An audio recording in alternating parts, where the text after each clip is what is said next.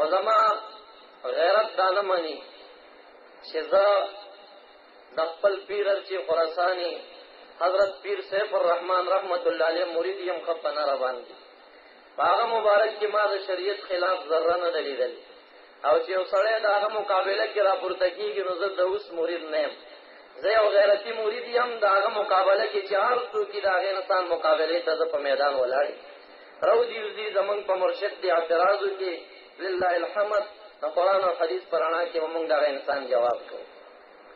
او دا شان زه د امام ابو حنیفه رحمت الله علیه مقلد یم او بې غیرت او د اوس مقلد نه یم ښه غیرتي مقلد یم زما په امام صاحب کې د قرآن او حدیث مخالفت نشته او زه په چیلنج او اعلان باندې حدیثو ته وایم چې روضې میدان ته چې کوم میدان ټاکئ په هغه میدان کې زما په امام ابو حنیفه رحمت الله علیه باندې یو مسله ثابته کوي چې هغه د قرآن کریم او د حدیثو خلاف کړي زما امام صاحب پرېږدم او د هغې ملا مقلد به جوړېږم ولس 12 کاله وشو اواز مې کېناسته په چغو اعلانونو لا تر اوسه ملا پیدا نشه چې روضې چې او دا خبره ما لیدلې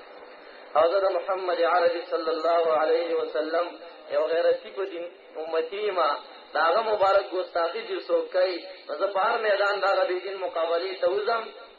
او زه د خپل سر نه د دین خدمت باندې تېر یم کله چې انسان په دې زړه کې دین ته اخلاص پیدا کړي الہ العالمین هغه انسان ته عزت ورکوي